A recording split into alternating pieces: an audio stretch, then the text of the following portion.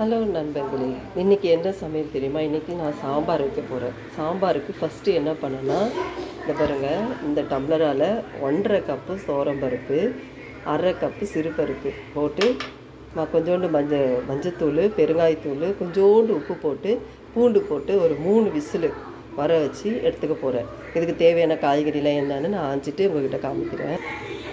சாம்பாருக்கு தேவையான பொருட்கள் என்னன்னா, தக்காளி, வெங்காயம், இஞ்சி பூண்டு நல்லா நசுக்கி வச்சுருக்கேன், பச்சை மிளகா, கடுகு, ஜீரகம், வெந்தயம், தாளிக்கிறதுக்கு காய் கத்திரிக்காயும் முருங்காவும் போட்டு தான் சாம்பார் செய்ய போகிறேன். அது குழம்பு மிளகாத்தூள், சாம்பார் பொடி, மஞ்சத்தூள் வைக்க மறந்துட்டேன், மஞ்சத்தூள், புளி, இதுதான் சாம்பாருக்கு தேவையான பொருட்கள். பார்த்துக்கோங்க. இப்போ நான் எப்படி செய்யலான்றதை காமிக்கிறேன், சரியா? இப்போ எண்ணெயில் எல்லாமே வதக்கிறதுக்கு தேவையான பொருள் எல்லாமே போட்டுட்டேன். உங்கள்கிட்ட காமிச்ச மாதிரி கடுகு, வெந்தயம், ஜீரகம், பச்சை மிளகாய், பூண்டு எல்லாம் போட்டேன். இப்போ என்ன பண்ண போகிறோம்னா, வெங்காயம் போட்டு நல்லா வதக்க போகிறோம்.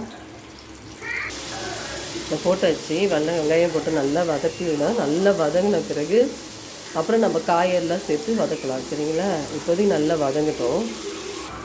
பாருங்கள் மக்களே, நல்லா வெங்காயம் வதங்கிச்சு. இப்போ இது கூட என்ன சேர்க்க போகிறோன்னா, கத்திரிக்காய் முருங்கைக்காய் வச்சுருக்கீங்களா, அதை போட போகிறோம்.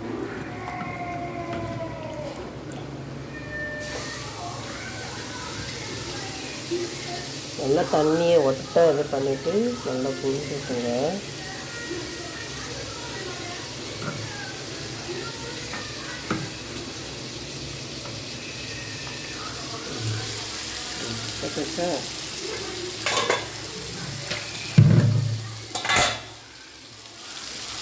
போட்டு நல்லா வதக்கிடுங்க. வதக்கிட்டு ஒரு 10 நிமிஷம் அப்படியே சிம்மிலே வச்சு விடுங்க. நல்லா காய் கொஞ்சம் அரை வேக்காடு வந்துடும். அதுக்கப்புறம் நம்ம மசாலா ஐட்டம்லாம் சேர்த்துட்டு காட்டுறேன். இங்கே பாருங்கள், வெங்காயம், தக்காளி எல்லாம் நல்லா வதங்கிடுச்சு. கத்திரிக்காயும் முருங்கைக்காயெல்லாம் வதங்கிடுச்சா? இப்போ என்ன பண்ண போகிறேன்னா, தக்காளி ஏன் நிறைய போடுறீங்கன்னு கேட்காதீங்க. இது பெங்களூர் தக்காளி தான், ரொம்ப புளிப்பு இருக்காது. அதனால தான் நான் 2 தக்காளி போட்டிருக்கேன். 2 வெங்காயம், 2 தக்காளி. பெங்களூர் தக்காளி ரொம்ப புளிப்பும் இதுவும் இருக்காது. அதனால தான் 2 தக்காளி கொஞ்சம் பெருசாகவே இது பண்ணி போட்டிருக்கேன். நீங்கள் இப்போ நாட்டு தக்காளி போடுறதா இருந்தால் சும்மா ஒரு 1½ தக்காளி சின்னதாக 2 தக்காளி போட்டால் கூட போதும், சரிங்களா? இப்போ இது நல்லா வதக்கிட்டு அடுத்தது மசாலாலாம் போட்டு புளியை கரைச்சி ஊற்றிட்டு கொதிக்க வச்சிட்டிங்கன்னா அதுக்கப்புறம் நான் காட்டுறேன். பாருங்க மக்களே, காயெல்லாம் வெந்துச்சு. இப்போ நல்லா வெந்து பாருங்கள், பிரிஞ்சு தக்காளி, வெங்காயம், காய் எல்லாம் வெந்து போச்சுங்களா? இப்போ என்ன பண்ண போகிறோம்னா, மசாலா ஐட்டம் போட போகிறோம். இங்கே பாருங்கள், மிளகாத்தூளும் வெறும் குழம்பு மிளகாத்தூள், சாம்பார் பொடி, அவ்வளோதாங்க. நான் வேறு எதுவும் போடல. மஞ்சத்தூள் போடல. ஒரு நிமிஷம் இருங்க. பாருங்கள் மக்களே, எல்லாத்தையும் மிளகாத்தூள், மஞ்சத்தூள், அப்புறம் சாம்பார் பொடி 3த்தையும் போட்டு நல்லா வதக்கியாச்சு. இப்போ இதுக்கு தேவையான அளவுக்கு கொஞ்சமாக புளி கரைச்சி ஊற்றிட்டு எனக்கு தேவையான அளவுக்கு தண்ணி ஊற்றி நல்லா கொதிக்க விடுங்க. பச்சை வாசனை போன பிறகு கடைசியாக நம்ம பருப்பு வேக வச்சுருக்கோம் இல்லைங்களா, அதை ஊற்றிடலாம். நான் ரெடி ஆகிட்டு நான் உங்கள்கிட்ட காமிக்கிறேன். பாருங்கள் மக்களே, காயெல்லாம் வெந்து தண்ணி சுண்டி பச்சை வாசனை போயிடுச்சு.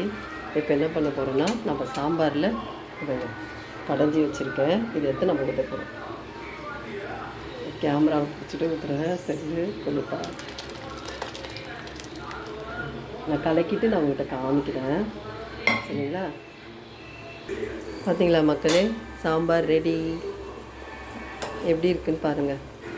நான் செஞ்ச சாம்பார் சிம்பிளான சாம்பார் தான். நான் எந்த மசாலாவும் போடல.